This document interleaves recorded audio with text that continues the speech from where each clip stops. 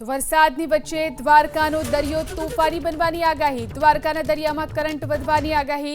દ્વારકાના દરિયામાં 3.5 મીટર સુધીના મોજા ઉછળવાની આગાહી। તો વાડીનારથી હર્ષદ સુધીના દરિયામાં ઊંચા મોજા ઉછળી શકે। સાવચેતીના ભાગરૂપે દરિયા કિનારે ન જવા લોકોને સૂચના આપવામાં આવી છે। આજે રાત્રે 11:30 વાગ્યાથી કાલે રાત્રે 11 વાગ્યા સુધી ઊંચા મોજા ઉછળવાની આગાહી કરાઈ છે। તો દરિયામાં ઊંચા મોજા ઉછળી શકે છે, માટે લોકોને દરિયા કિનારે ન જવા માટે ખાસ કહેવામાં આવી રહ્યું છે। વાડીનારથી હર્ષદ સુધીના દરિયામાં ઊંચા મોજા ઉછળવાની આગાહી આપવામાં આવી છે। તો દરિયામાં કરંટ જોવા મળશે અને દ્વારકામાં દરિયાકાંઠે ન જવા માટે લોકોને કહેવામાં આવ્યું। તો દરિયામાં ઊંચા મોજા ઉછળી શકે છે, માટે લોકોને દરિયા કિનારે ન જવા માટે ખાસ કહેવામાં આવી રહ્યું છે। વાડીનારથી હર્ષદ સુધીના દરિયામાં ઊંચા મોજા ઉછળવાની આગાહી આપવામાં આવી છે।